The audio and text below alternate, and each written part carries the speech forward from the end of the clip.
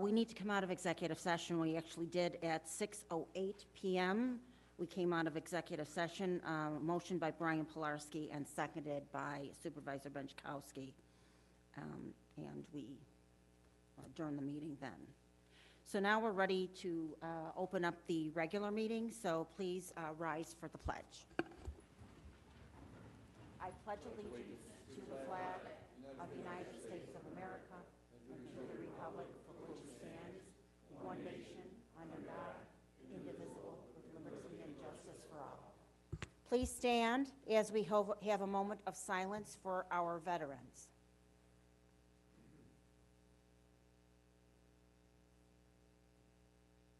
Tonight, we have Reverend Rick Masano here for the invocation. Father, as we stand before you, we think of these heroes who are standing behind us, these men who went to war and were wounded for the freedoms that, Lord, we enjoy today. And Father, we honor them today, and we ask your blessing upon them and their families. And Father, as we stand here before you, whatever's done today, Father, and this board, whatever decisions be made, we're asking, Father, for your wisdom, your guidance, and your peace here tonight upon each and every resolution to be taken care of. Lord, we also think about Officer Black Chief. Father, continue to bless him, can bring healing to him, and Father, continue to minister to his family at this very crucial time. We thank you for all your blessings, but we ask your presence and your blessing in Jesus' name. Amen. Amen. Please be seated. Madam Clerk, we have a roll call, please. Councilmember Christine Adamczak. Absent. Councilmember Linda Hammer. Here. Councilmember Michael Jazinski. Here. Councilmember Gerald Kaminsky. Councilmember Brian Nowak. Present. Councilmember Brian Pilarski. Present. Supervisor Diane Benchkowski. Here. Okay, we have 6 present tonight. I want to welcome everyone to the board meeting of the Town of Cheektowaga Board. First item up is a presentation from the Russell Ward is here tonight. He is the Senior Vice Commander of the Military Order of the Purple Heart, number 187, chapter in Western New York. He's here to present the town board tonight. Good evening. Thank you, Supervisor Benchkowski, for accepting this invitation to become a Purple Heart community. If my gentleman would stand up, I'll introduce you. This is Ken Speaker, our commander. Jim Shaler, our adjutant, and member, actually, junior vice commander now, Ed Strickland. Okay. So then, actually, I believe you have a proclamation Yes, I for do. us?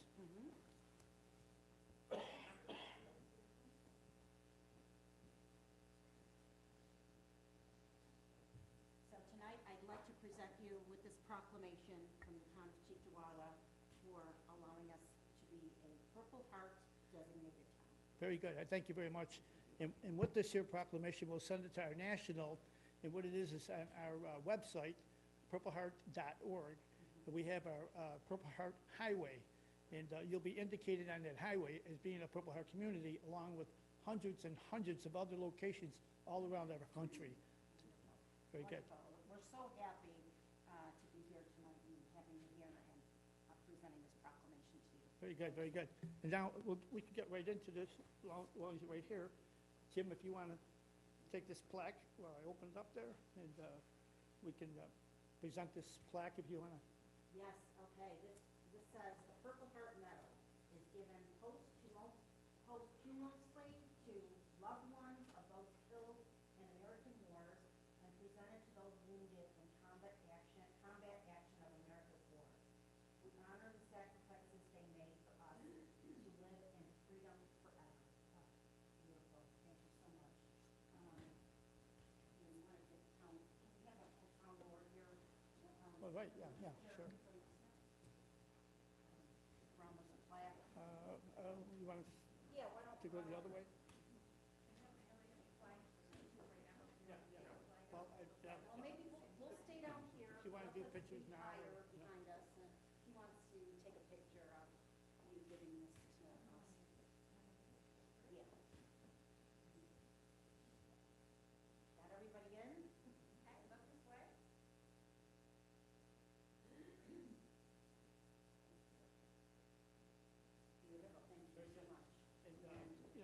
Just to mention, if I could, the plaque, it sends two messages. Naturally, on the first one, you know, that we honor all those soldiers that were killed in all of America's wars. And then on the second front is the matter of who was wounded. And so then we feel as though there's certain messages that are received when looking at this here plaque, such as honor, unity. And when the Purple Heart Medal plaque is viewed on display, it unites students and adults to know all races, religions, ages, genders, national origins, and nationalities fought as one united people to keep our American freedoms. And naturally, encouragement for the fact that so many people had wounds or whatever have you, difficulties, and they were able to work their way through that. So these are the various different messages that are gathered from that plaque. So now we also have for you a flag that we're hoping that you'll fly out in front of Town Hall. And if I could get through all this here. And now, we always want to say that if you're flying this here, oh, here you go. Let's see now. No, I think you got it backwards. So.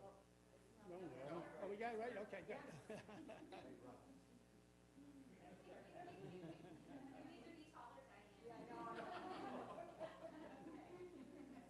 And naturally, if you're flying this flag, and you'll have my contact information, we'll replace the flag as it wears out. Okay, Because we'd be so proud for you to fly that. we are excited. We would Thank really you. be honored to have this fly We are over honored. the town. Yes, Really would. really are. Thank you so much. And this plaque, is there a certain place that you would like this? Well, plaque in to go up? someplace within the town hall, maybe where, Yeah. where, Well, we might put it in here or in the I was gonna say, hallway. where, in the hallway where people pass by, maybe, if they come here to pay their bills or something like that, maybe that would be, Post office. you know, a nice place for it. Yes, excellent. Very good. One thing that we're excited about as Purple Heart recipients is that on Father's Day weekend, they are having a special Purple Heart flight of honor for us to Washington, to see our wall and to see our friends inscribed on the wall, and we're really excited about it. It's first ever flight of honor for Purple Heart recipients, so we're flying out of your town at the airport on Father's Day weekend. Perfect one overnight, too. Yeah. You're lucky to be here. We are, we know that. No, that. Kind of special for me because my brother gave his career to this town.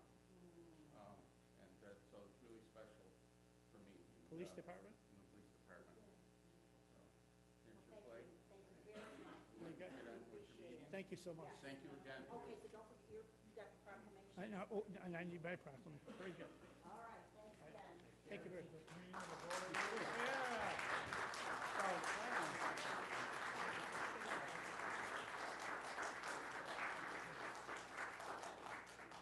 Good to see you again. Thank you very much.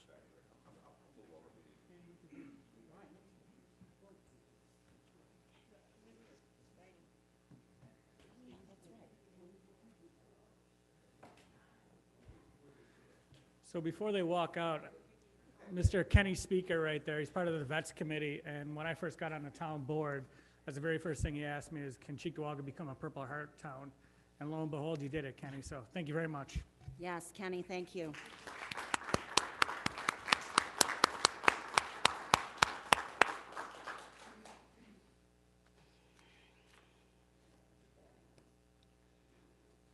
Okay, we'll move on to the public comment period. This is an opportunity for residents to comment on items appearing on the agenda of the town board meeting tonight. The public comment period should last 15 minutes maximum. Each speaker may speak only once, and each speaker shall be limited to a maximum of 3 minutes speaking time. Excuse me. Thank you.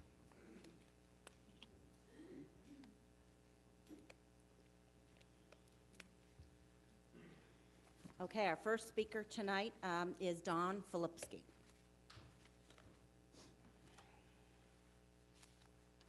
I brought my glasses today. Okay, I have two things to say, I think.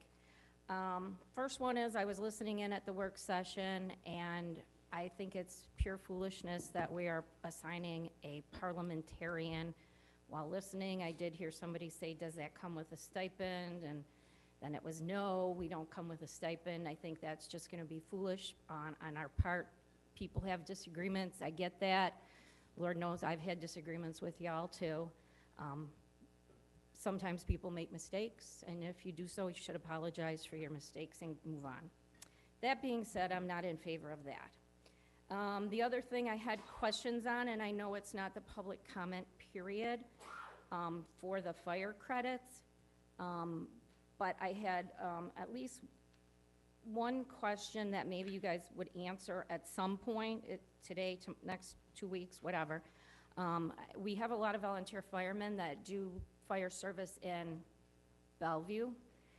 They reside in the town of Cheektowaga, but they may actually live in Doyle or Southline or Forks, and Forks has got people that reside in Highview, and Pine Hill's got people that reside in Ucrest. And, you know, I don't know where everybody else resides in the whole town. But when Kim was on 2 weeks ago at the, not Kim, the assessor. Jill Murphy, Jill, the yes, the assessor. assessor. She was on, and she was making it a statement about that you had to reside in the district in which you served. And that to me was kind of confusing, because when I looked at the law, it didn't say necessarily that district, it said that town. So I think maybe for some clarifications, you guys might want to at least figure out whether it is, I can see on, because it says you can use it for the school district can assume this rule, the fire district could, and the town could. So to me, it seems like it would make sense that if I lived in Doyle and I worked in Bellevue, because that's where I started, that I would get it for the town. However, if depending on the school district, that would be school district, if whatever. And then I don't know how that would work with fire districts, whether Bellevue covers Doyle, I don't know how that plays Well, out. we will But that have might be the something to assessor. find out. And then the other question I had on that was, when it says that you get 20 years, then you're vested, or whatever you want to call it. Does that retroactive, or does that start, okay, to get it, if you enact it, you have to have your 2 years in, and then 18 more years down the line, you got your 20. That's the other question I had on that whole thing. It wasn't really clear in either section. And I think I had one more thing, but I can't think of it. Well, so. that's why we're going to have the Thanks. public hearing, and our Yeah, I'll assessor will be there, and you can ask those questions I at will. I just wanted to bring the them up formal now while I was. public hearing, and I'll make sure she's going to be there. Thank you. You're welcome. Our next speaker is Gary Borick.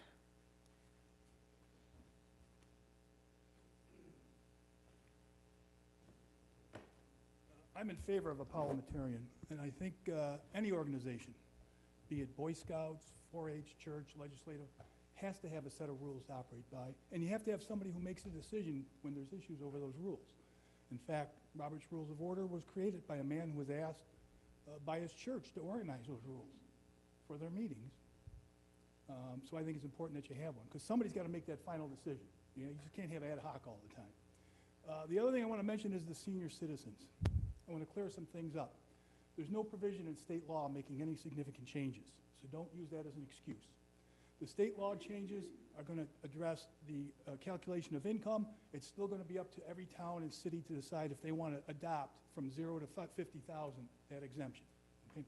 Second, the proposal you have, it barely covers the inflation, and it doesn't become effective until the bills that come out in February of 25. So putting it off further puts it out to 26, 27. That doesn't help seniors. Third, I understand totally the argument about not wanting to shift the burden, but let me remind you that you all voted in January to shift the burden of tax this year from the highest appreciating homes to the lowest. You have no problem doing that. And that's what you did by what you decided in January. That's what's going to happen. So shifting the burden, you at least be consistent and honest with it. You want to tell seniors who are making $50,000 or $40,000 or $30,000 they have to pay their tax, that's fine. But be across the board all the way. And finally, one last thing, Linda, there is a difference, I think, between seniors making $50,000 and a young couple making $50,000. The difference is that senior can't make any more. That young couple can. They expect to make more. They expect to improve. That senior, that's it. They're on fixed income. They're not going up. So there is a reason to give them a break and not give others. But thank you. Thank you very much, Gary. And our last speaker is Dave User. Yeah, just a couple of things, and I've spoken with quite a few council members about this, about the fire department, 10%. Well, I myself personally like to see everybody in the whole town, all the firefighters get the same amount of money, no matter if you live in a $400,000 house or a $100,000 house. Pine Ridge, South Towns, you should all get the same amount of money. You're doing basically the same work. Some guy in the north might be doing more calls than the guy in the south. Why should he be, let's say, how do I say it? He should be cut, for a $100,000 house. He might not be able to afford it, but he's doing something in his community. He's helping them. So give everybody across the board the exact same amount. Because if you went with the 10%, and there's no wording on how this is. No one can explain to me how this is all being laid out. And you say have a public comment. Well, show me how it entails first. Let me read it, and then I'll know what I'm going to be talking more about. Because a $400,000 house is $40,000 tax assessment change. Over here, it would only be $100,000. What's to say maybe this guy might say, you know what, I do twice as many calls as that guy, and he gets $30,000 more than I do. So you know what? To hell with this fire department. I'm not going to do nothing no more. And just sit on his laurels and the rest of his life. Now you're going to be needing another fireman. So you might be going the other way with this too. And then assessments are constantly going up. So technically these guys are getting a raise every time an assessment goes up. So we'll leave that one at that because it's coming up to a meeting. And the thing about the seniors, the number's going 56, 58, down to 50. I don't know. You're scrambling my egg with that one. And the other one with the hiring and everything of the part-times, summer help, do we got enough lifeguards to open up our pools? I don't know. I'm asking because I know there's, Yeah, it's always an issue in every town. We've heard it. Who Yeah. is in charge of Councilmember Pilarski? So they are currently recruiting. The goal, we definitely will have one pool open without a doubt, but the goal is to try to open up all three if possible. But if you know anyone that wants to be a lifeguard, send them this way. I know Youth and Rec is currently actively recruiting any lifeguards. So definitely you. one pool, town. Okay, Dave, just so you know, is the public hearing at the next meeting regarding these exemptions, the assessor will be here, and you should be asking her those questions. Town clerk's office, I've been to the assessor's office yesterday. Okay, there's no wording that you can read into it. I mean, I have to assume everything, and I've asked everybody, and everybody's, well, I think.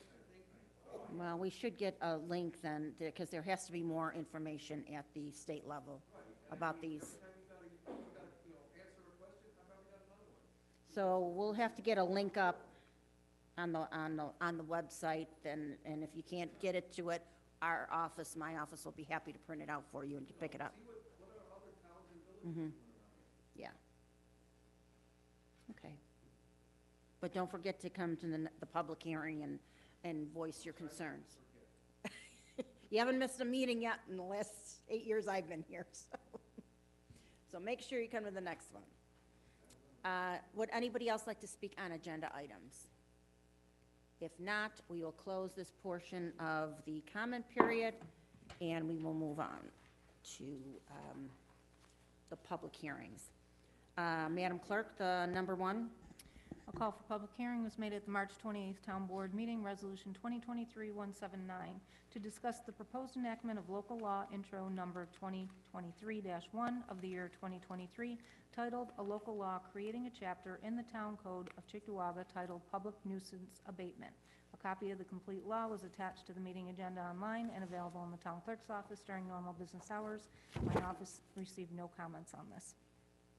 Okay, I know we have a couple players that this will help. It's a tool for our police department and our code enforcement officer, our code enforcement department. So, Emil, do you want to speak on this at all? How this will help you with some of these problems we're having in the town? Yeah, so we've had several meetings, and as everybody knows, we're having an issue in town with illegal businesses opening up that are causing a nuisance. It's a safety issue for town residents, visitors to the town, the police officers that respond. So this law will just give us some teeth where we can actually take some action and hold the business owners and the property owners accountable. We've been working with the town building department, but this is just another tool that'll hopefully stop some of these issues. Thank you. And we appreciate the town board's help and all the meetings and the hard work on this. Thank you. Let me, while you're up there, do any council members have any questions for Lieutenant DeVincentis? Okay, well, thank you Okay, for thank being you very here. much. Thank you. And is Rick Holbert, oh, there, Rick. You had a suggestion about just wordage, I believe. I don't know what I did with that. Oh, here it is. Yeah, thank you, Supervisor. I wasn't sure if we could actually make amendments to the local law today, but it did mention Commissioner of Building as far as one of the people on the committee that would For the review hearing it. panel? For the hearing panel, Yes. yes. It should be Supervising Code Enforcement Officer, because I'm really not a Commissioner It's of Building. 261-12, administrative hearing, number 3. It mentions Town's Building Commissioner. It should say Town Supervising Code Enforcement Officer. Yes. That was at least one thing I had to have changed as far as clarification of who would be appointing a member on that board or participating part of that board.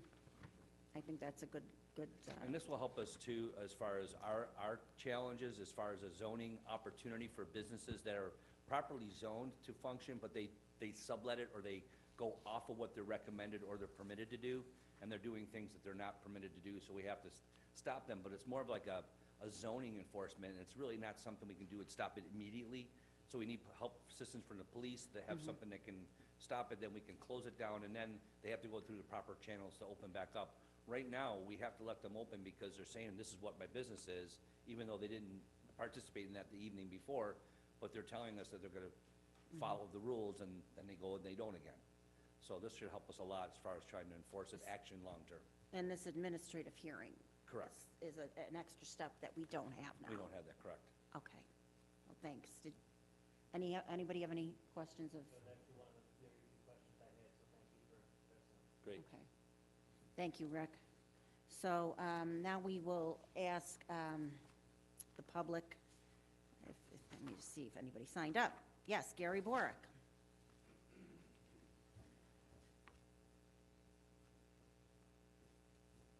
I'm in favor of this law, although there's some controversies for laws like these. In other places, they've been used inappropriately.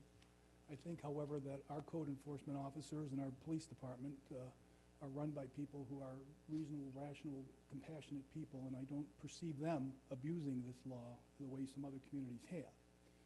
Although they can be used that way, they shouldn't be. But I think we do need it. I think we need it more just for code enforcement. I think we need it for residents who are having a problem with illegal activity or other activities going on. I'd like to see it add illegal fireworks to the list, but I don't think you'll be doing that. But anyways, I think it's important to have the ability when you have very severe situations, because otherwise a resident who might be living next to some outrageous, we had one in my neighborhood several years ago, an issue with a illegal operation, and the police had to stand outside for weeks to try and shut it down, finally basically chased them out by harassing them. This would give them the ability to go in much sooner and take care of it, so I think it's necessary, but I do support it. Thank you. Thank you. I do like the suggestion, I don't know if it's in here, Attorney Duziak, about using this for residential. Do you know if we can use this law for, In what regard? well, say that you're in a residential neighborhood and you're renting out this property to somebody who's really not using it as a residential property. Can you use this, enforce it with this law? Like, what if they're, it's something to look at anyway in the future, like. Yeah, it's just Take a hard to look. answer because I'd have to have the context of what exactly we're discussing. As Lieutenant and Chief and I, we went over this at length, and to Mr. Borick's comment, fireworks are illegal pursuant to the criminal procedure law, so that the office of the police can, confiscate and utilize that. So this law was put together to assist the police in a more effective manner to shut down these nuisance property renters and owners who are wreaking havoc on the town in an effort for us to get into court quicker and to completely shut them down pursuant to the legal process. But if we, not to diminish, what you're saying in terms of residential, I think we could use it because it just says any building, structure, or real property used for the illegal Correct. use. So if it's being used for, a cannabis lounge. right, then and that's there's something that the building department should take on And then we could utilize. use, yeah, so. Correct. We can use it for that. Okay. Anybody else have any more comments on this nuisance law? Board members, no? I'll ask the residents one more time. Anybody? Okay, we will call this public hearing to a close. And we'll move on to the special use permit for 1551 Harlem Road. Madam Clerk?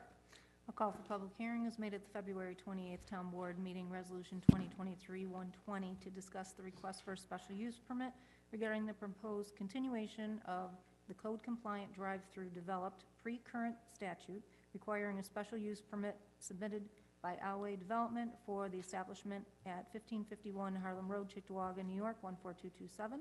All parties and/or residents concerned and have an interest will be given an opportunity to submit their stance on the proposed in either vocal or written format regarding the proposed special use permit. We did adjourn this on 3/4/23 for our meeting on March 28th. We adjourned it again on March 28th for the town board meeting of April 11th. My office received no further correspondence. Okay, do we have the developer here tonight? Okay. Hi. I'm actually, my name is Mike Berger with Sutton Architecture, representing the project here and the developer on the project. Just wanted to give a quick overview of the project and then open it up for any questions. So it's an existing site with an existing building, existing parking, and existing drive-through. The client is looking to repurpose the existing conditions to open up a Tim Hortons. And just a few notes on the operation itself. I know there's some concerns about sound and light. The menu system has a variable volume and brightness that they can control, that can be adjusted throughout the day. Their hours of operation are going to be no more than 5 a.m. to 10 p.m. When they shut down, the menu boards and the system shuts down as well, so they're not blaring through the Okay, night. good There's to not a lot know. of light or sound after hours. And then actually, just one note, I know there's been some concern about traffic. The idea that opening up another, a Tim Hortons, it actually helps overall traffic for the Tim Hortons because they disperse to different locations, so you don't get the traffic jam and the congestion at any one location because people are finding several locations to go to. So with that, I would open up for any questions. Okay, any board members? Councilmember Pilarski. Man, you had me all the way till the traffic piece. I disagree with the traffic piece of it all. I work in the city of Buffalo where there's a Tim Hortons on 4 main intersections all next to each other.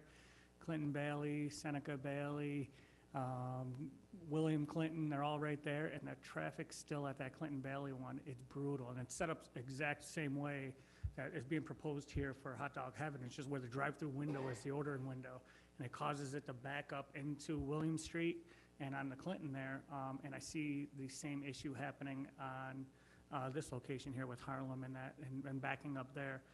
Maybe a change of where the ordering window is, or moving it down a little more, maybe that will change it, but I don't think the argument of saying, hey, there's another Tim Hortons, going to cut back on the other ones, it's going to cause problems there, I believe. I see it every day over at the, William Street and Bailey location, so that's what Tim Hortons does. They just drawing a lot of traffic. So I don't know how to address that. That's architect side. Well, I also do have our town planner, Dan Young, and Rick Coburn. They might be able to help you with that, because there's some new developments, right? We have to go to seeker, so maybe we'll have them, that might be part of it, Councilmember Pilarski. Yes, to answer your question, this item will be going before the Environmental Advisory Committee at the end of this month. It was brought to my attention that the action does require a seeker review. It was misinterpreted in the beginning where my understanding was that typically an action like this would be only subject to seeker when it was in conjunction with a site plan review. Since this was an already existing property and already established built-out drive-through, and this was for compliance to ensure that it met the criteria for the use within the space, which is permitted within the zoning district. We didn't go forth with that process, so that process is being undertaken right now, and DOT will have comment on this matter. What about, will it go to the planning board too? I'd have to read through the local law and see if it has to go by them or if it's just through the EAC at this point in All time. right, but that's where the EAC takes a look at the traffic patterns and makes suggestions of any Yes, kinds and of they changes. identify whether or not there'll be an impact, and our engineers do have eyes on this at that point in time. Mm-hmm. Okay, so hopefully that answers your question. All right, thank you, Dan. Yep, you're welcome. Anybody have questions for, oh, I'm sorry, Councilmember Hammer. For the, okay, for the architect. Thanks, Dan. I was talking with a couple other council members, and after looking. Could you, I'm sorry. After looking at your drawings, I noticed that the Tim Hortons is only gonna use basically half of that building. That is correct. What are the plans for the other half? It would be a rentable tenant space for commercial use. The tenant has not been determined at this point, at this time. But I mean, would there be sufficient parking for two different businesses? And I mean, how will that be determined at this point? I mean, you have enough parking for a Tim Hortons. There's ample parking on the site in general, over 40 some odd, at least, parking spaces. And, you know, they're not gonna put a competing operation in there that's gonna need a lot of parking. You know, it's gonna be at least a complementary business of some sort. So I wouldn't foresee there being any issues of parking. any other council members? Councilmember, no, we each get one turn, and go ahead, Councilmember Nutt. So I had a few questions. I know Mr. Young, the planner, mentioned that DOT is going to have comment. If we're going to go beyond DOT comment to a traffic study, is there something that's been done already, or is there a plan for a traffic study? There is no at this time, but certainly any recommendations from DOT, we will take under consideration and provide any studies that are necessary. Next question I had was about the fence. When I took a look at the property, there's a couple sections of it that are down. Is the plan just to repair the existing fence or to replace that in whole? If it's repairable, it would be ideal to repair. Again, on the buffering in general, add any additional screening, buffering, landscaping that, you know, the board or feels necessary. But if the fence is in good enough condition to be repaired, the intent would be to repair it. If it's beyond repair, it will be replaced. I know there's questions about lighting on the site, and you kind of commented on the menu board a little bit. One of the things I'd like to see is for the menu board to switch that over to the other side, because the hot dog heaven menu board, the face of it is going into the backyards on Linden there. And then you've got the lighting standards. When you look at the existing lighting, the poles are 20, 25 feet in the air. So is there a plan to replace those poles? What are you guys thinking in terms of that? Again, at this time, the plan was to reuse what's there. You know, we'd be looking for this board, any recommendations, or the planning board, if it goes to that, you know, we would be taking into consideration any suggestions of modifications. And then the last question I had is about a current site plan. I know we've talked a little bit about drawings and some of that other stuff. Is there a way that your side can get the most current site plan that's on paper over to the town board to take a look at? We certainly can. I do have some copies if I can pass out. Okay, that would be good. I didn't know if there was going to be any available drawings, so apologize. Thank you. Councilmember Kaminsky? Okay. Thank you.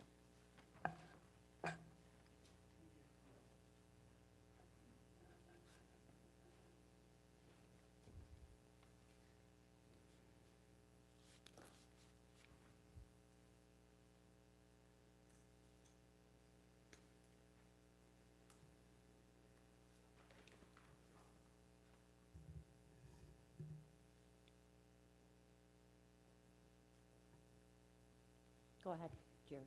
Yeah, probably the biggest question I got is the William Street exit and entrance there. And it's, it really kind of bothers me, and going back to what Councilman Pilarski said, Bailey and William is a prime example of people that will cut diagonally across the intersection, cut everybody off to get in there. You've got a right turn, a left-hand turn, and a straight entrance turn in there. Have you ever really spent any time in traffic at that intersection? I've been around William and Harlem, yes. It's going to be a nightmare. It's like I said, because then people have got to go all the way around the building, and I understand you're going to put another facility in there. But it's just that it's so close to the intersection. Personally, if I had my choice, I'd rather see that just as an entrance. Trying to make a left-hand turn out of there is going to be horrendous, back on William Street. Again, we would be open to any suggestions for modifications. Right. So I don't think there's any problem with making that entrance only. Thank you. All right, Councilmember Jazinski? Is this printed to scale right now? No, this would be, at scale, would be a much larger sheet, yes. Could you bring that back then? I mean, because I can't really make. We will provide full scale. Question on the fence. Now, I don't see anything on here saying the height of the fence, because I know some people have made mention that they would prefer a taller fence. Would that be on the table? A taller fence would be on the table, yes. Okay, okay. So now we go to Councilmember Pilarski. So when Councilman Hammer asked what the use of the other half of that building is, did you almost slip up and say smoke shop? Like, do you know what else is gonna be there? No. All right, just want to make sure. No, It sounded no. like you were gonna go with an S, like and then switch to Truly a- no known tenants at this time. Unknown, okay. The only reason for subdividing the space is that the Tim Hortons does not need a 3,000-plus square foot facility, that's all. I definitely personally do not want to see a Tim Hortons location like on Broadway there. Half Tim Hortons, the other half is a smoke shop there. Councilmember Hammer? I don't think he could ever put a smoke shop in there, correct, because of the daycare center that's behind it? Right now, there is PD limits where they can. Well, you might have to come up to this microphone.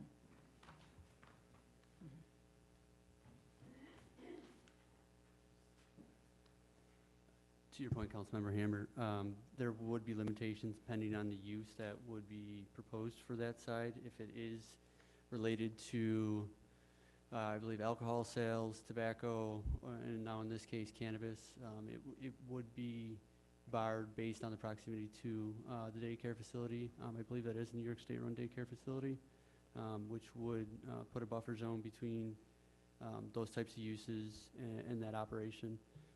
And at this point in time, any operation that does go within that space would come through the building department as an occupancy permit, which would vet out parking needed and making sure that the space is built out to code for the intended use within that space. Thanks, Dan. Any other council members? All right, I'm going to open up to the public. I just want to remind you that you each have 3 minutes to speak on this issue. And we will start with Carolyn Kish.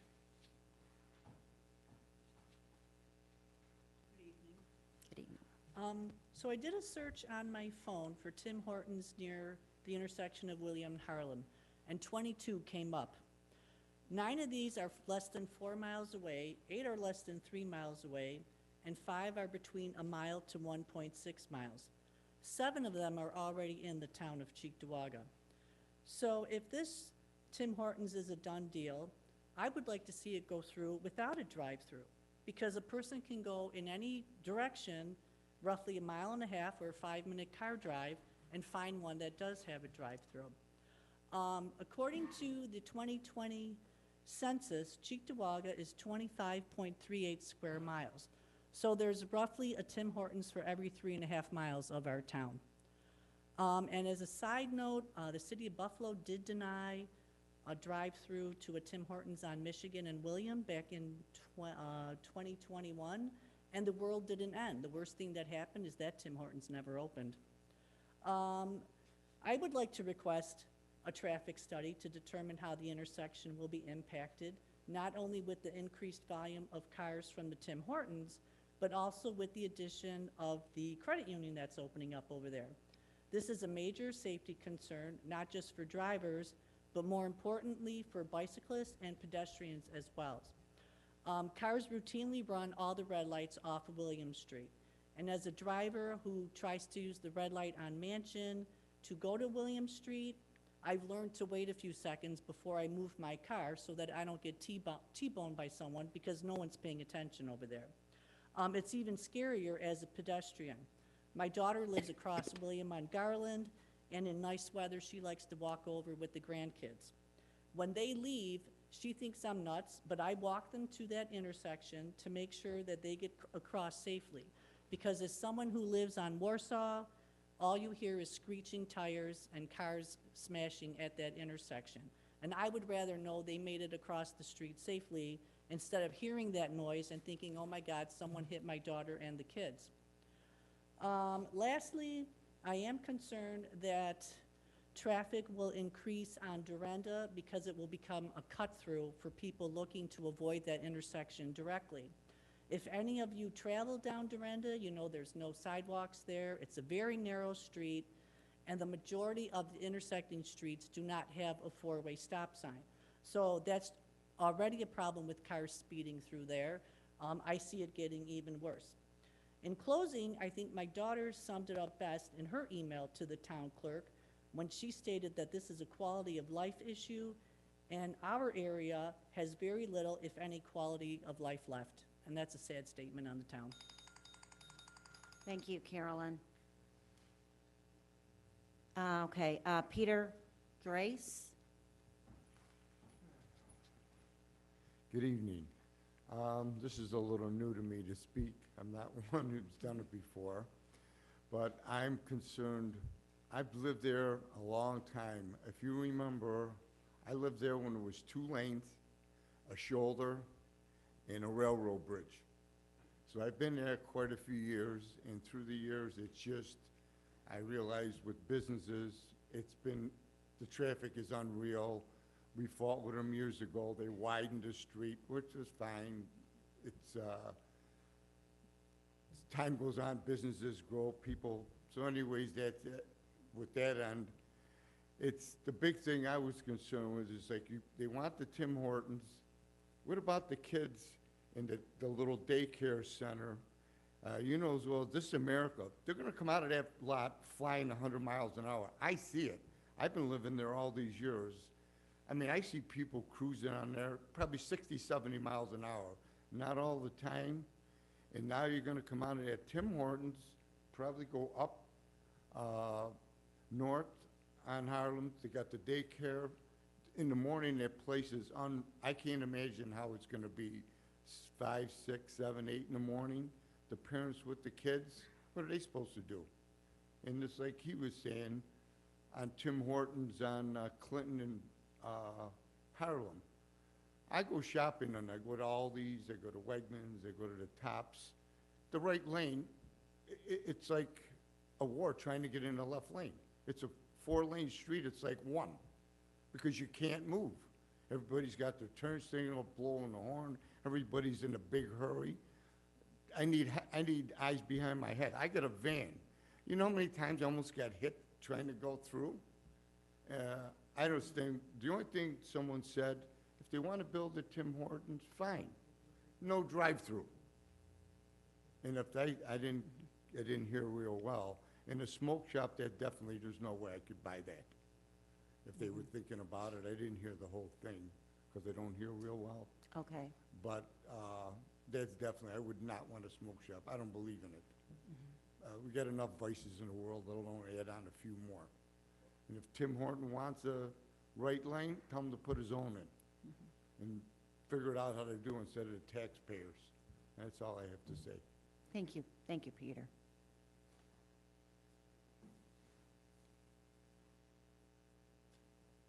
Okay, our next speaker is Mike Hahn. Hein. Okay, you have the floor.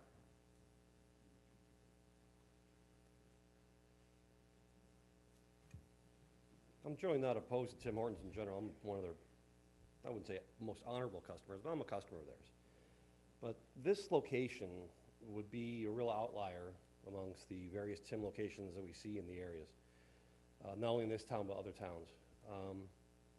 We did a general Google Earth search, Cheektowaga, West Seneca. I've been to a lot of them myself.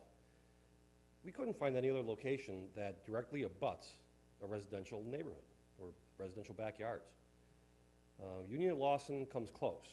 There's a fence, and there's a house, but that house is separated from the fence by a laneway for the apartments that are further back, further up Lawson.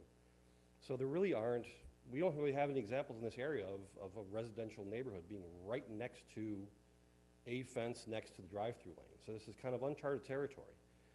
You know, there may have been, we've heard stories from the previous meeting of one of the residents on Linden who had indicated that they hear the orders for Hot Dog Heaven. What, Hot Dog Heaven's open from what, 10 in the morning until 8 o'clock at night maybe? I couldn't imagine having my windows open, sleeping at 5 o'clock in the morning and hearing a parade of orders.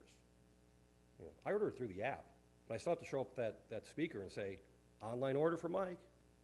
You know, people are still talking through these speakers at 5, 6 o'clock in the morning. If I was trying to sleep at that hour, I'm not sure how that's even possible. Someone mentioned the traffic impact on Dorinda. I mean, that's going to be a shortcut. There's no way around it. And that not even being a 2-lane road is just a recipe for disaster. You know, and realistically, I mean, Tim Hortons will probably do more volume in 3 hours than Hot Dog Heaven does in 3 weeks, 3 months, who knows how much. So I'm thinking perhaps, you know, this board has never really encountered a situation similar to what's being proposed here. Like to think that you folks always have an obligation to do what is right for the town and do what is right to maintain the quality of life and not compromise the quality of life. But this is also the one opportunity that we have to really get it right. So hopefully that'll be some food for thought. Thanks. Thank you, Mike. Our next speaker is Denise Waldorf.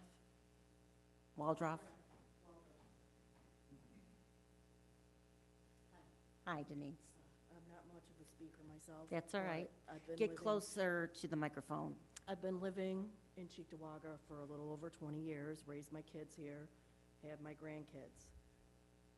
When we first moved in here, you know, William was really busy. One of the first things we saw was a guy get killed on his bike, landed in my front lawn.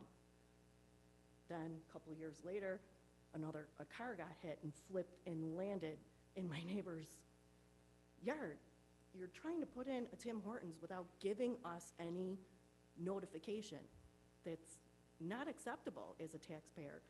And for me personally, I walk my grandkids. I wanted them to go to that daycare. I was under the impression there was supposed to be a daycare built on the opposite side across from the Hot Dog Heaven. Like, why wouldn't you send notices out to us?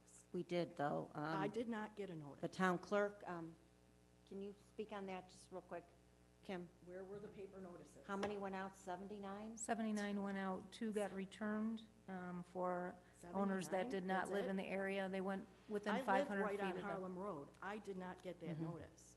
79 is quite a bit, though, But- because everybody's really But that close doesn't, together. we live there. Mhm. You're going to make it impossible for us to live there. It is a quality of life issue. I mean, I didn't even know about the credit union until somebody told me, because I never got a notice. You know, I think it should be, a notice should be sent out to everybody within a certain range, not just who you pick and choose. That's No, not right. it's not. It's in our town code. Well, you know, She I followed don't the know town codes, code, I 500 don't know feet, correct? anything Yes. about that, but that's not right. It's Mhm. not. So. We can change the town code, I believe, yeah, correct? That's not right. I think It some of our... affects all of us, Yes, and especially, you absolutely. know, all of us with kids. I don't want to see a Tim Hortons there. Mm-hmm. And especially if they're trying to put in a second building, you've got to be out of your mind. Somebody's going to get killed again. We're not putting in another building. They're just, Well, they're using... another business, whatever. Yeah, they're It's using the not right. building that's there. It's not right. It's not. That's all I got to say. Okay, thanks, Denise. And Melissa Golan? Hi again, it's me. Hi, Melissa. For this meeting, we've moved on to collecting signatures, and in just Saturday afternoon and Monday evening, given that it's been a holiday week, we collected signatures from 56 residents who have concerns about the Tim Hortons drive-through and how it will impact our neighborhood. You have heard, and I will continue to reiterate the same issues voiced by my neighbors. The volume of cars queuing, the noise, the light, the vehicle pollution, whether it's hearing the orders via the speakers, horns when customers don't play nice waiting in line, the lighting signage, not just the menu board, but the sign on the corner that's gonna illuminate our homes, and the garbage. I know Carolyn brought that up last time, that will lead to more rodents, which having gone door to door, seems to be a bigger problem for all of our neighbors and our town already. This will all impact our neighborhood. To the speaker's point, last time, that this has always been a commercial corner, you admitted you don't live on that corner today. So that is different for us as neighbors who will be impacted directly by that drive-through being put in. Also, commercial today is not the commercial from even 20 years ago. He mentioned bars. Those bars were owned by residents who lived above their establishments. One, the town supervisor lived above the bar 30 years ago, right? My great aunt owned one of those bars, that bar was demolished in 1980 when they widened Harlem Road. The owner of the insurance company lived right next door. They all went to church together, they were in societies together. There was a family connection in that neighborhood in that time. Today, the proposal is for a drive-through by a shell corporation. They sent their architect to the first meeting, and they sent someone from Sutton Architect to this meeting today. That is not the person who's going to be living with us, right? When they come up with a plan and a plan is approved, no one's gonna be there to pick up the trash, worry about the rats, deal with the traffic jams, right? We talk about, oh, there's a daycare, you can't put a smoke shop in. That's a nice addition. The daycare owner I went and talked to as part of my round, they're actually proposing, the owner of the property for this Hot Dog Heaven owns the daycare building and brought the property across the street and proposed to the daycare owner to build them a new daycare, which then may be outside of the limit that you just mentioned that would prevent a smoke shop. So that is super suspect to me right now. So in conclusion, I ask you to please account for the totality of the comments from these 3 meetings, not only for those who have spoken in person, but those who have submitted comments via email. And you mentioned you didn't get any comments for this meeting. I know there are people who have submitted comments post the last meeting. I don't know if where they counted for, but I know Councilmember Yashinsky, some people had been forwarded to you and you said you were going to reach out back to them. So I don't know where those comments fall into being attached to the record. But in those I'm two sorry, did show Melissa, receipt. yeah, your time is So, up. but perfect. Thank Thank you. you. Thank you very much. Okay, and our last speaker is Dave User. I just want to reiterate what I said at the last meeting. It's not that I'm for or I'm not against this Timmy Hose. That's a commercial district, been that way forever and a day. And a lot of people stole my thunder like they did last time. Somebody brought up about the fence. This gentleman says, well, we can maybe fix the old one. No. You got to put, Timmy Hose can invest money. If it push comes to shove it, an 8-foot fence, what's it going to cost Timmy Hose? You know what I mean? And I agree with everybody saying about the signage and a lot of other things. And what she just said, and I agree with 100%, they sent a second guy in. Because I talked to the first one in the hall about some things. And they shouldn't be doing this. They're switching the card game every time they're sending somebody in here. So A don't know what B's doing and B's don't know what A was doing. So, and I agree with you 100% on that one. So let's keep everybody on the same page around here. That's it. Okay, thank you, Dave. Would anybody else like to speak if you aren't, let me just ask them and then we'll go on to us. If you haven't signed up, Wally, you have to sign the sheet because this is a designated public hearing, so I need you to sign in, please. In the meantime, I'll let Councilmember Noack speak. Just a point of information, the Environmental Advisory Committee meeting that is held on the last Wednesday of every month, it is open to the public. So if any folks from the general public would like to attend that, I can give the place and time. 1 o'clock, is it, or? Is it 3:30 these days? Thank you, Wally.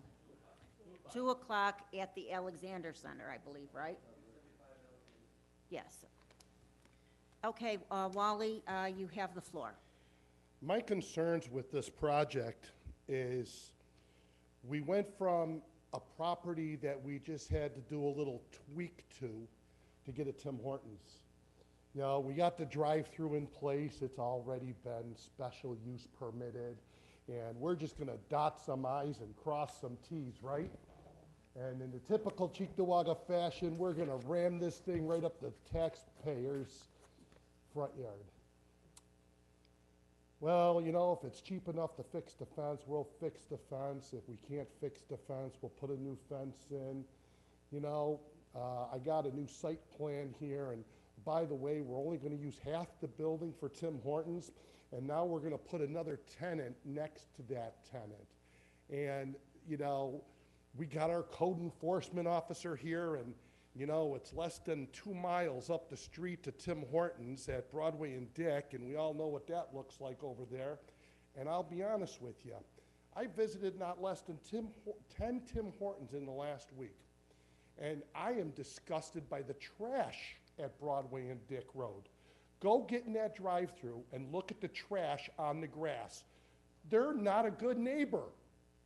If trash was like that on my property, I would get a letter threatening to bring me into housing court. It would tell me that I gotta keep my grass below 11 inches. Their grass is not below 11 inches over there. They have mud pits in their parking lot. It's a brand-new building where their pavement didn't exceed the width of the car. So now we got 2 businesses instead of 1, and, you know, if hope and change, and maybe, you know, maybe somebody will go in there and sell snow cones, right?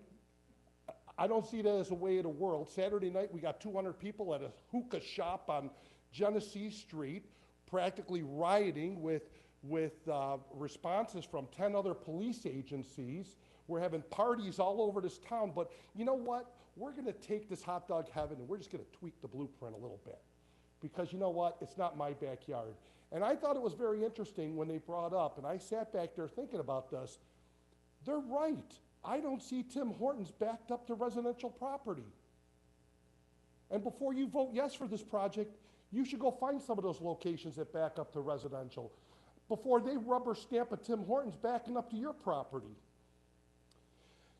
It is a quality of life issue.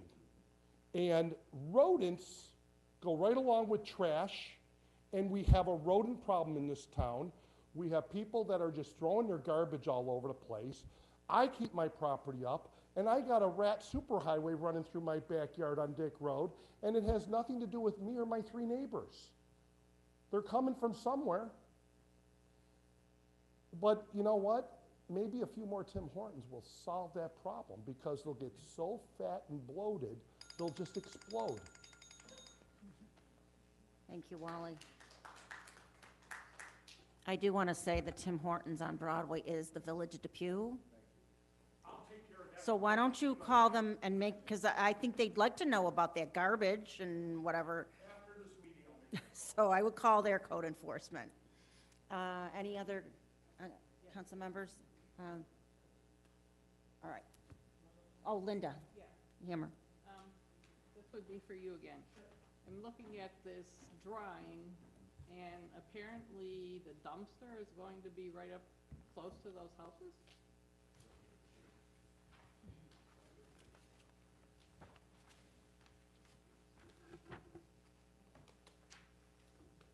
The dumpster location is shown at the end of the parking lot, yes. Yeah, but on this, right next to the fence where the homes are. It's at the, yeah, I mean, it would have to be in a location where the dump truck can get to it.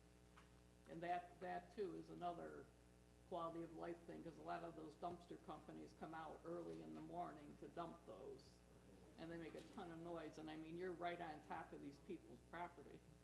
We would certainly look into finding a different location for it. Councilmember Pilarski? All right, I've got a couple questions here. So is there any truth, do you know, did the current developer or the Tim Hortons company or whatever, they bought out the daycare center to relocate them? Is that true? I don't know anything about You that. don't know, okay. Something I want to look into more, because it seems more and more we have these public hearings and look into it. First public hearing, it sounded very simple, this project, like, hey, it's drive-through for drive-through, cut, you know, cookie cutter, easy done deal. Now we're uncovering more and more. Hey, it's a Tim Hortons, because we didn't even know initially what business it was. Then we find out it's a Tim Hortons. Then we find out a little more. Now it's a new representative is here, you, and no fault to your own, it's whoever your bosses are. So then we find out today, hey, the daycare center was bought out, and I'll look to see if there's truth to it, but it just doesn't seem fully transparent, the whole process. None of it seems transparent to me. And then we've got issues like every resident has spoken of, trash out there. There's a bus stop right there. NFTA is not responsible for those bus stops. They say the landowner is, and we see this all over. Airport Plaza, perfect example. It is always a hot mess. Or near Popeyes, where the Tim Hortons is right there. It's a hot mess. There's always coffee cups and everything. Now, there's already a lot of trash at that location, but it's not hot dog trash because people aren't waiting for the bus and eating hot dogs and throwing their buns on the floor, but you will see the coffee cups there. So you're gonna see that abundance of trash there. If the Tim Hortons does go there and gets approved, will they maintain that property, that bus stop area? Or will they pass the buck and say that bus stop belongs to NFTA? I don't think you can answer that right now. You gotta find out from higher and all that stuff, but this whole process is not transparent. Each meeting that we keep this public hearing open, something new is uncovered that sets off a red flag to me. And I gotta find out about this daycare center piece, because to me, that's a game changer.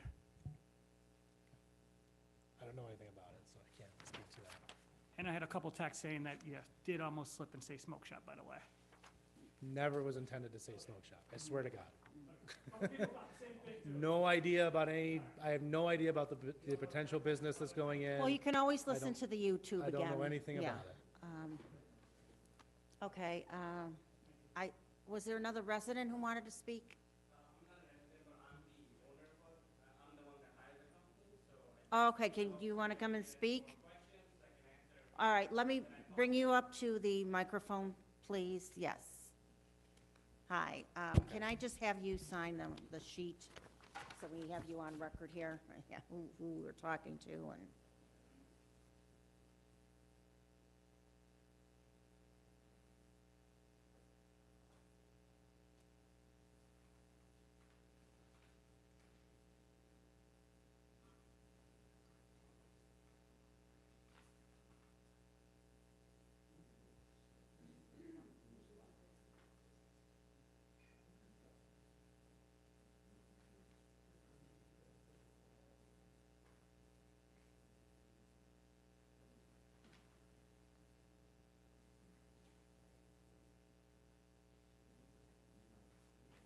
Thank you. You have the floor, 3 minutes. So just wanted to clear it out. I mean, I'm not the property owner. Someone owns the Hot Dog Heaven, so they're just trying to lease the property off to us. So I don't know if they bought another land, but we have not. We only do business with Tim Hortons. I'm a local franchisee. We moved here in 2001. I have multiple stores in Buffalo area, just trying to open some in Chittuaga, just trying to expand. So there is no third world, bigger company doing it. We live locally, we hire people locally, and that's all we can say for that. Like, of course, we would like to clean up the area. We would like to make sure everybody's happy. But, I mean, I can't control someone driving through the parking lot getting in an accident. That has to be drivers and everybody else's thing. But all our stores are perfectly fine. We have no issue with the city. We have no issue with the town in any of the stores we have open. And any other questions, I can answer that. But just wanted to put a face up because I felt like we were blaming him for, and I was just coming in.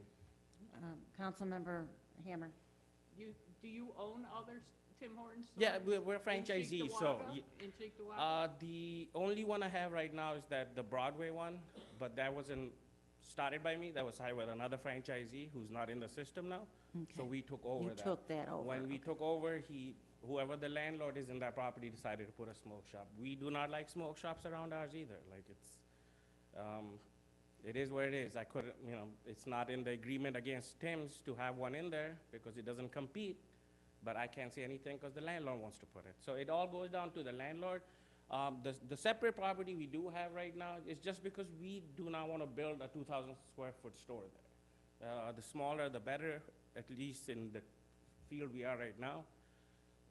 We might make it our own office, where we do accountings.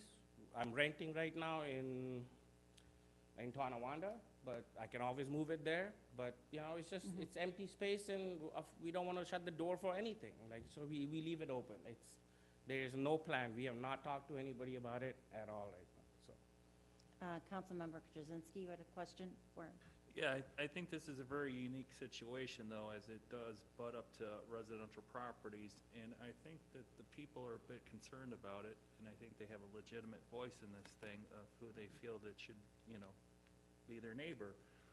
My concern is that absolutely the trash. I mean, let's face it, you know, there's tons of trash by the Tim Hortons by me on Broadway, transit near Broadway. Tons of garbage. Yeah. So I do think it's a quality of life issue, and I think that I would like to keep this public hearing open to hear some more of these people's comments, because I think that they should be heard. I mean, you know, these people live there, they walk the streets, they got their children there. No, yeah, I have no issue with that. Like, I mean, the only thing is, you know, I can't control what people do with my trash after they leave. So as long as it's in the property, we try to keep it clean. You know, we send employees out to make sure it's clean. We will assure you guys, we will do that. But, you know, someone goes down 4 blocks and throws that cup away, that I can't control. We usually have enough garbage cans on the lot. Every 4 parking spots should have a garbage can in the middle, so they can throw stuff in. But, I mean, everything I can do in my property. I can't do anything outside of that. Okay, Councilmember Pilarski. So, Oh, all right. I just wanted to clarify, and maybe I misunderstand you. So as a franchisee, you lease from a landlord who owns the property. With your current locations, and specifically the one that you mentioned on Broadway there, is the landlord the one that's in charge of maintenance beyond garbage pickup, as far as landscaping, plowing, curb repair, things of that nature? So it all depends on the landlord. I have a few properties with the landlord where they charge us camp charges, and they're responsible for everything. What's happened in the past with us for that reason, for stores like that, is the landlord expects the snowplower guy to come around 10 o'clock. Our business usually gets busy earlier, so in the winter, we usually tell the landlord we want to do the snowplowing, just because we can get the snowplow in early, so everything's cleaned up and it doesn't affect the traffic. Some landlords agree, some don't. They just, you know, they want to control and make some money on their camp charges, so it all depends. But on that location, he has no formal thing. I do the, I'm responsible for the snow plowing and the trash pickup. Dan, you're going to have to speak because they can't hear you on the YouTube. As far as the landscaping goes on site, is that landlord's ownership or maintenance, or is that responsibility of the tenant? I'll have to double check. For right now, I believe it's the landlord, because there isn't much landscaping there. So that was one of the things he's told us. He was originally his own tenant, because he owned the Tim Hortons and he was the landlord. So he left the system as a franchisee. So I took over the store. So it kind of just took over the operations part of it. And then he took care of the landlord part. So I can check on the lease as well, just to make sure. But again, I have a lease with Tim's, and Tim has a lease with them. So I would see what it says on mine, and if Tim says, no, you're not responsible, then I have to ask him who's responsible. Is it Tim's or is it the landlord? So that would take me a second to find out. Okay, you had a question? Piggybacking off Councilmember Jazinski's comment of keeping the public hearing open, we'd have to keep it open because now it's got to go through seeker and everything, correct? So it really gets tabled until seeker goes through, and then we really start at day one again of revisiting this, if I'm correct? To your point, so the way that I was understanding, based on the initial submission and how it got to me via a tenant change of tenant, my understanding is that this process would be closed, and with the seeker now in play, we would go through that process and most likely would either recommend, or if it, pending how it was listed under seeker, it may automatically be required to have an additional public comment hearing. I did actually want to make the point that, just so the board is clear, there is no vote tonight on this, based on the need for seeker review. Procedurally, it's not fully clear as to whether or not this needs to be held open. If it were to be closed tonight, I would make a recommendation at the Environmental Advisory Council to hold another public hearing based on the findings that we hear within our group and from the state at that point in time, just to create that transparency for the public, because this is a very vocal community. They've been here before, and kudos to them, because that's how we get, to common ground. And we also find misunderstandings that, sometimes things don't work out. So. Okay, so are you recommending that we keep this open? Or should we start fresh with a new one after the seeker? Can we just table it and pause it? Because I'm afraid if it gets closed and then seeker happens, it kind of just gets pushed or snuck through, or something happens and it looks negative on us. If we just leave it there, seeker happens, then we come back and pull it from a table and revisit it, then, can we do that? Well, we need The clerk said we could Mo- adjourn it for a later date. I Right, think that well- would be the best. I'm sorry. Can you use your microphone, because we got to make sure everybody You hears can adjourn it, it doesn't have to be for our next meeting, it could be for a month from now. Even if it's on the agenda, you don't have to take it up, you can. I like that idea. Right, so we would adjourn it pending the need for Correct. an environmental review and comment from the state. Whenever that's done, yeah. I definitely don't want to close it, though. Okay, so No, I hear what you're saying. you're making the motion, we adjourn until the seeker, Until seeker's complete. and bring it back at a future date. Parliamentarian, can you give me your opinion on that procedure?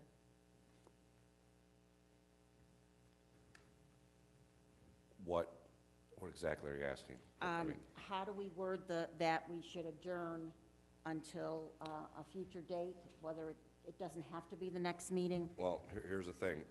If something substantive comes from the seeker or something different in between, then you should do a new public hearing. Otherwise, you can adjourn this public hearing, not close it out. But the longer you keep it open, the more attenuated it becomes, and you're going to need to do a new one. Can I just add, I guess, a question to that point, John?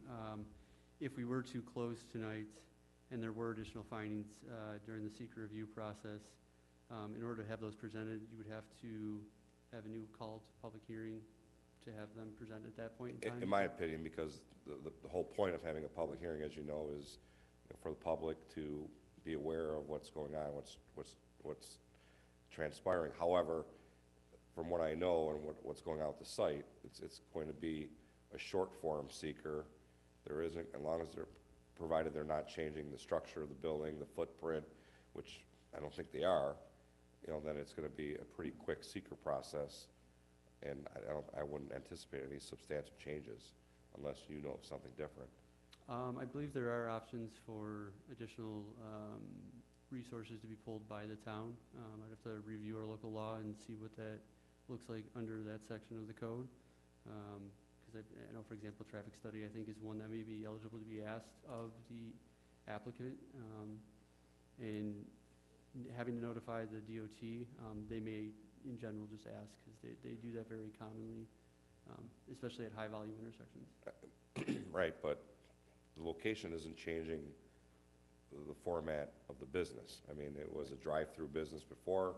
Correct. It's going to be a drive-through business now. Correct. Traffic study is going to be the same as it was when Hot Dog Heaven was there. That's not going to change anything in terms of, as you know, what traffic is at Harlem and William.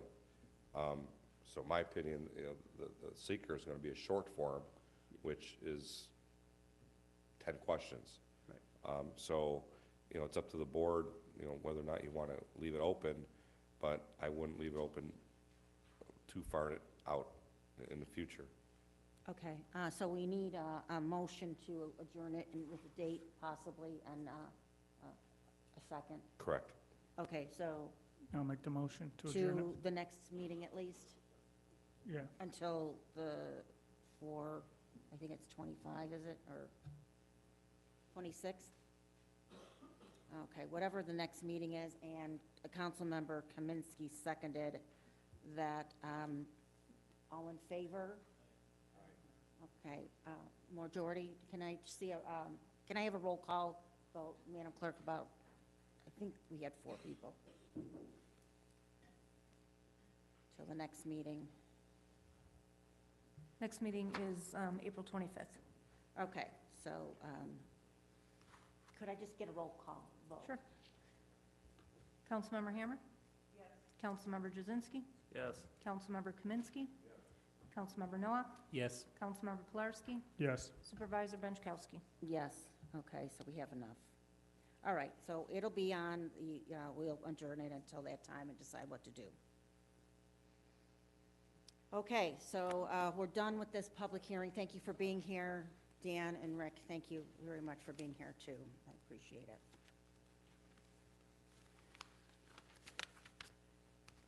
Now we're on to the consent agenda announcement.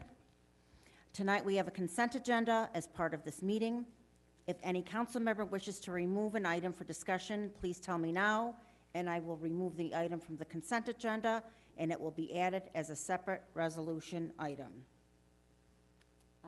Anyone? I would like to remove 2023-220. It's the parliamentarian resolution.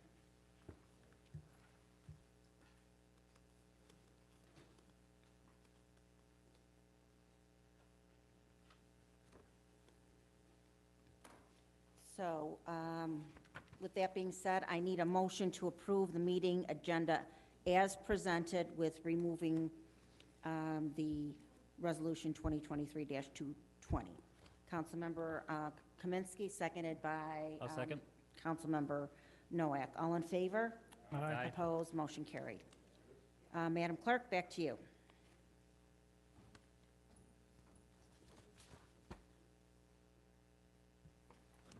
We actually have that tabled item from Yes. the last meeting. Yep, I was just making a note of the one that was pulled off. So I need a motion and a second to move resolution item 2023-271 to the table. Well, we're just going to follow our normal rules as far as we're bringing it up for a vote unless we have a majority here that want to table it again.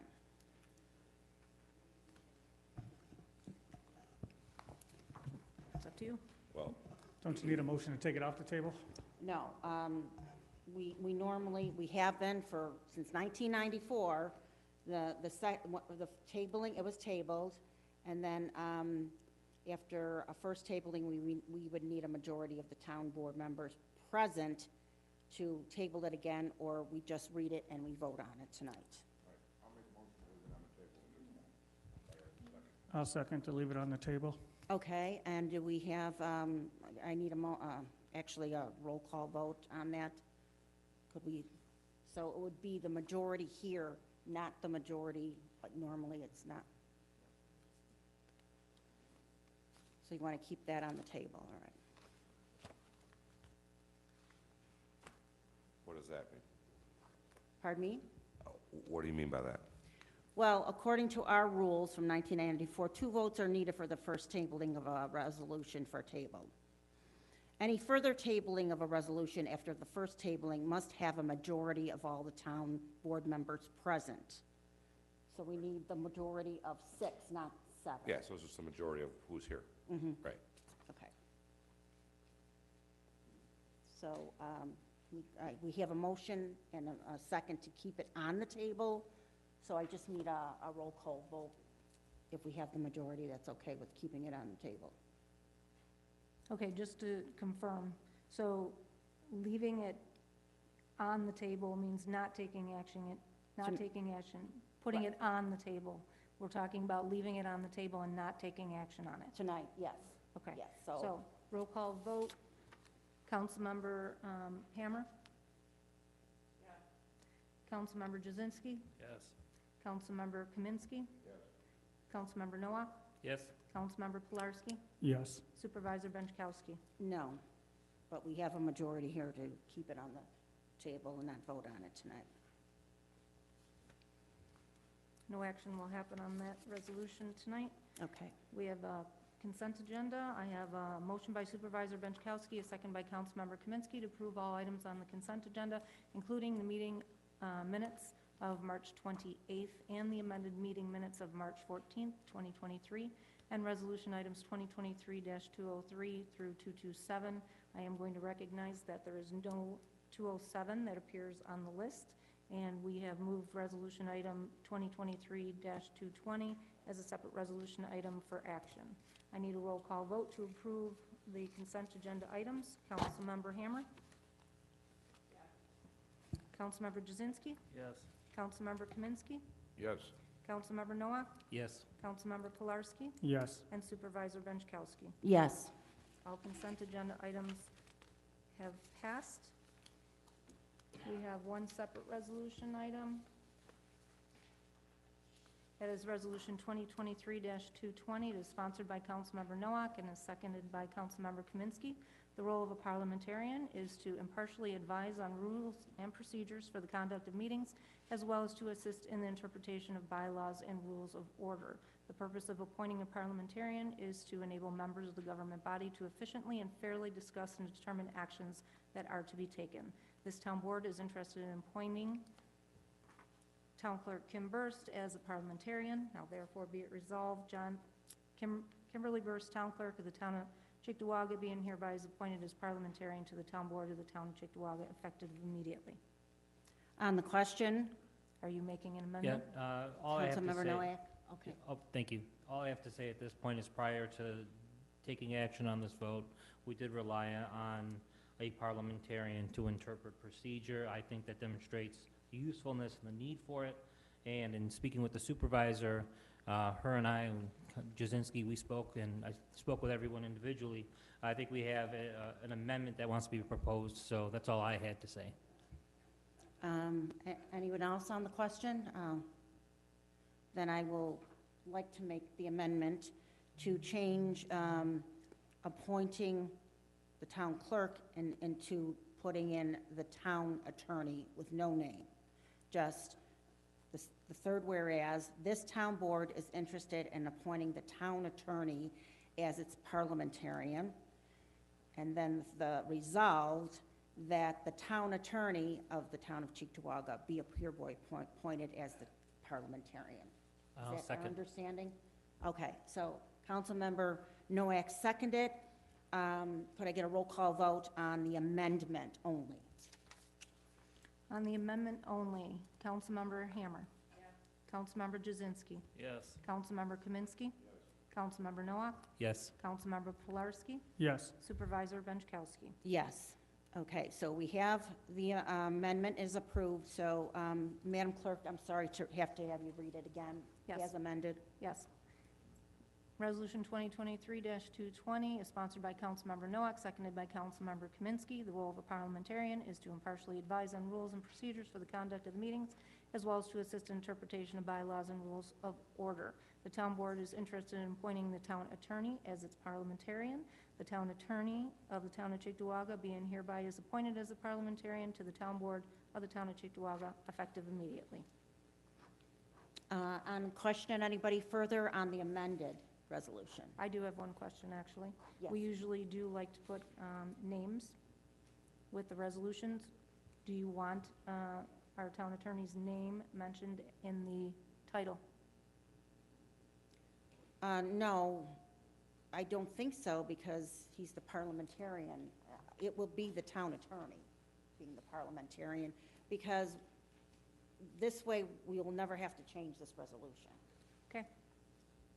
Just wanted to confirm for the record. I mean, you want to change the title to appointment town attorney to the parliamentarian, or just? We can do that, parliamentarian, town attorney, yes. Or Usually just- when we put somebody in a position, we try and put the name in with the position so that we have record of it, just like when we appointed records officers. We amended that once when they changed.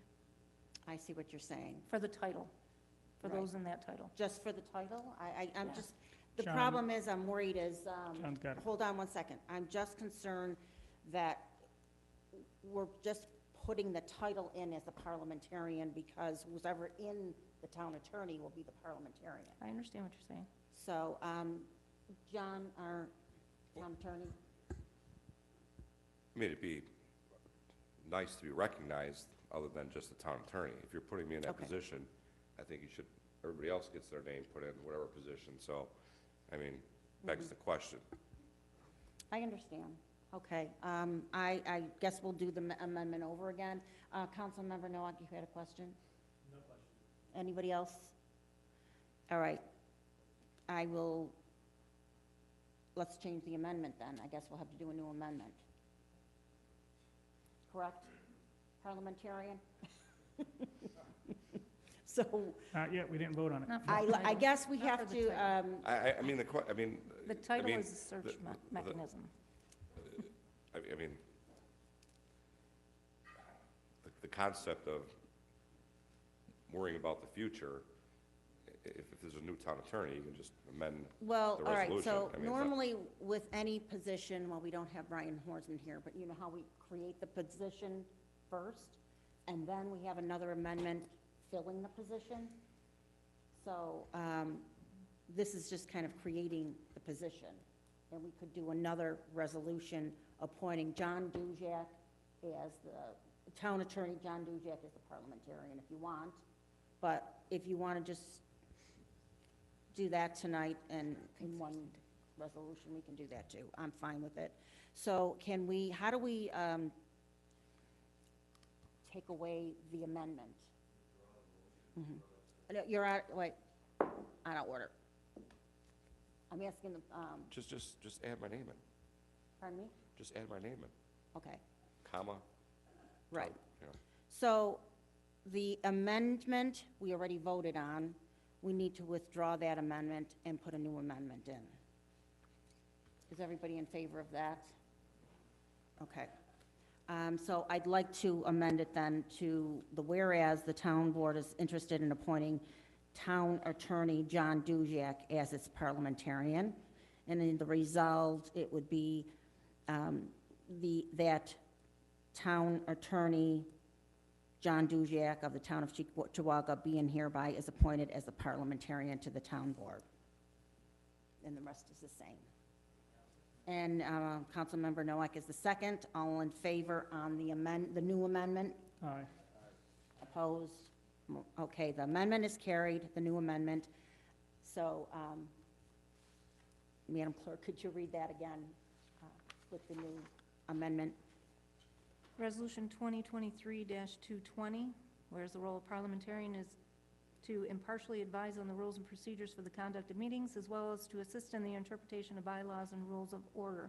Town board is interested in appointing town attorney John Dudziak as its parliamentarian. This town board, the town attorney John Dudziak of the town of Cheektowaga being hereby is appointed as parliamentarian to the town board of the town of Cheektowaga effective immediately. Okay, great. Anyone on the question on the amended resolution? All in favor? Aye. Opposed? Motion carried. I need a motion and a second to waive the rules to include resolution item 2023-228. Do I have a motion? Councilmember Nowak, second. I'll second. Councilmember Kolarski, all in favor? Aye.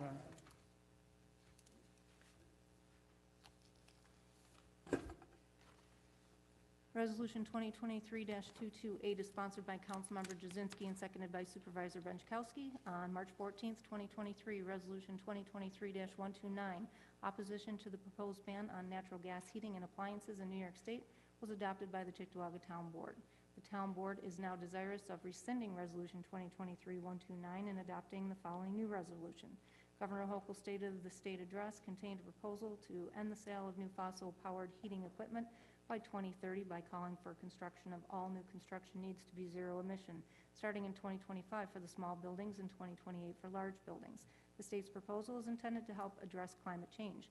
Climate change may affect future generations. The development of renewable and sustainable energy technology that is inexpensive and reliable, therefore creating no burden on the region's working-class residents. A ban on natural gas appliances and water heaters is not currently feasible for Western New York with harsh winter weather and exposed electrical infrastructure. Appliances used to heat water and cook food need to work during power outages, especially during times of inclement weather. Whereas the cost to transition the state's energy infrastructure grid should go through a more thorough review to understand how this will impact the energy production and distribution system as a whole, as well as the impact of residential energy systems before any action is taken. This honorable board hereby urges Governor Hochul and the New York State Legislature to pause in their rush and to fully examine the real-life impact their decisions will have for the New Yorkers, especially those least able to afford them. Anybody on the question? Originally, did a copy of this go to the state by any chance? The original one? That should have gone through the clerk's office, correct? Did you Yes. send? So that, the original one went already. That was sent already. Yes. Thank you. Anybody else on the question?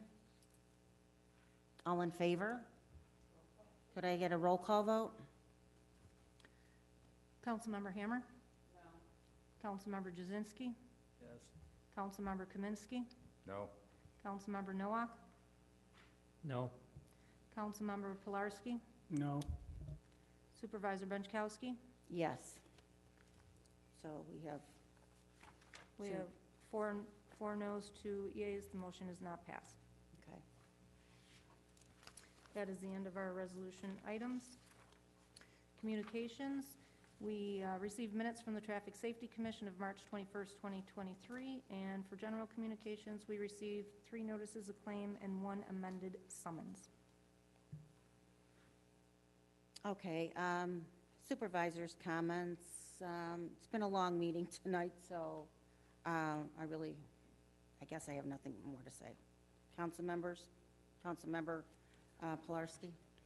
So Sunday, Easter Sunday, the town of Cheektowaga, our Vets Committee, we lost a decorated soldier, veteran of Cheektowaga here, Frank Signature. He was part of the F.J. Donovan Honor Guard, F.J. Donovan Post, and part of our Cheektowaga Vets Committee. So I'd like to ask this board to support closing this meeting in his honor. What's his name? Frank Signature. Frank Signature. Frank Signature, okay.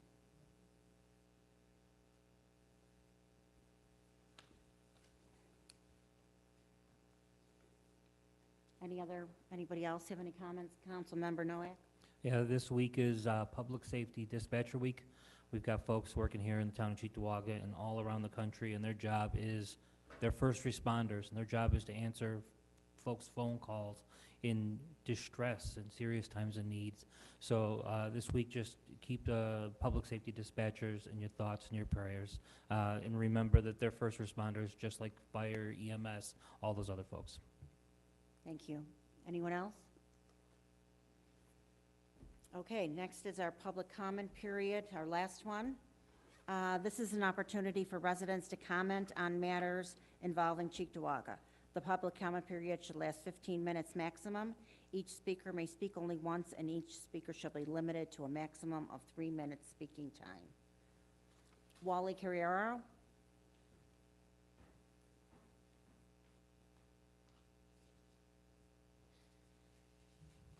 Due to the holiday week that we just all enjoyed with our family, the Dick Urban Community Association will be meeting Thursday, April 13th at 7 p.m. at the Maryville Primary School. This meeting is open to all Cheektowaga residents to come learn about various programs that's happening within the town of Cheektowaga, as well as meet interesting people, as well as their neighbors. We invite everybody from the town board to attend. We have a great program scheduled this Thursday night at 7 p.m., and that's all I have to say. Have a great week. Thank you very much for the invite. Reverend Rick Masana?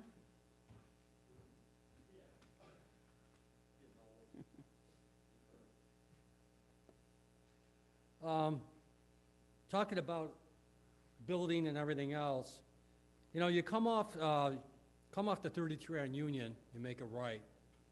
You look on the left-hand side, Delta Sonic is now closed. Does anybody know what's going on with that? I actually do.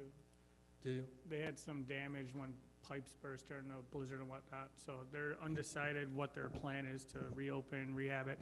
They realize they have other locations very close by, so they're exploring their options. Okay.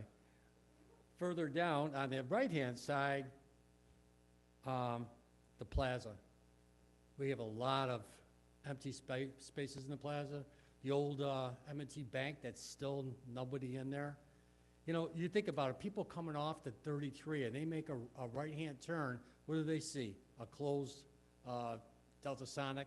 They see these buildings, some of them are not even open anymore. And then as you pass Genesee Street on the right-hand side, you have another building there. It's a newer building. Matter of fact, that's where I bought some of my wife's wheelchair and walkers. That place is closed. It's just empty now. You know, it's really concerning what's happening to our town. Does anybody know if anything is coming in? All right, even at, over by where I live, off of Cleveland Drive, the old the restaurant there, they just opened up and closed again. What's going on? I mean, does anybody know? Does anybody have any idea if people are looking at some of these properties, maybe opening them or doing something with them? We have no control over that. No, I understand that. But even when we did that, a couple of years ago, we made the strategic plan, and that looked beautiful, but it's like, what's happening to this? This is falling apart, this is falling apart. What can we do? It's some. Rick, if I may. Sure. And I'm sure everybody in this room has got to know, we've been looking for over a year for mechanics in Central Garage. Took us a year to finally find a welder. You can't find truck drivers, you can't find waiters, you can't find waitresses.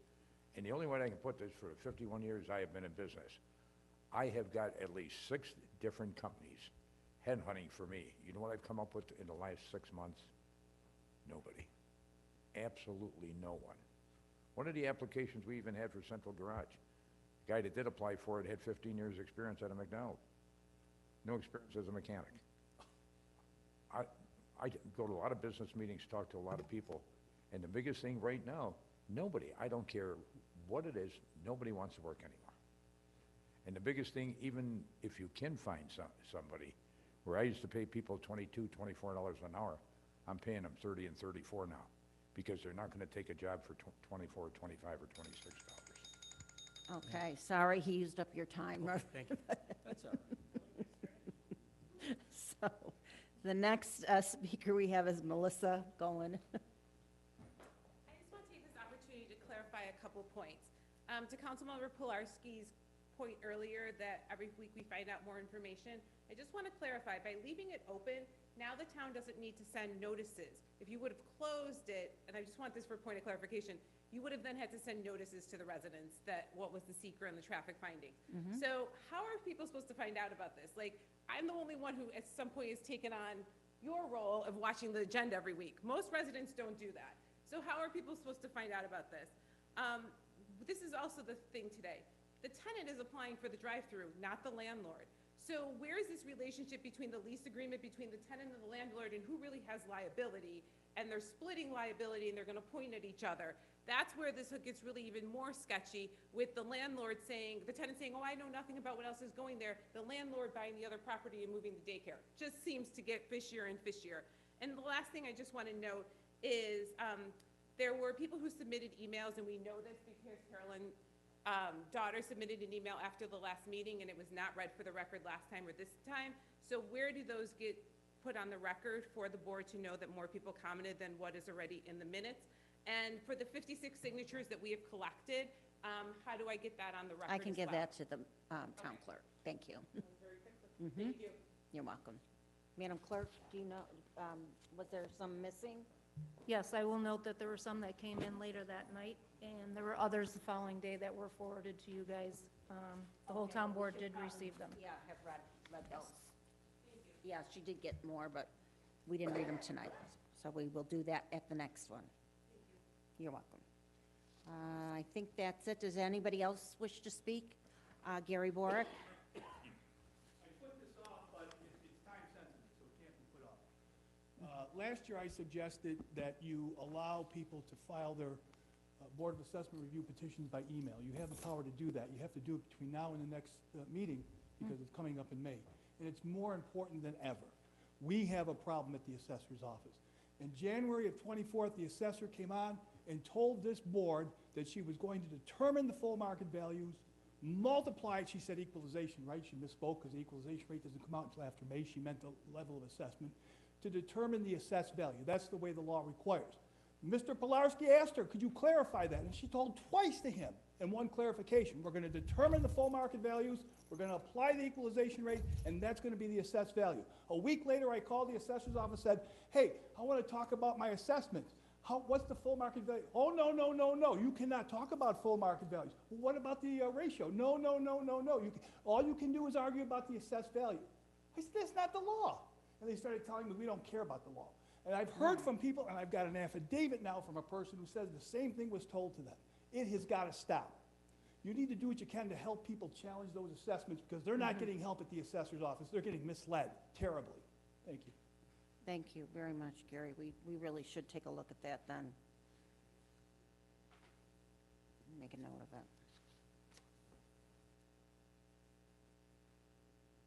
Anybody else while we have a minute? Okay. We'll call that public comment period to a close. I'd make a motion to adjourn. Do I have a second? Okay. I'm sorry, adjourn in memory of Frank Signature.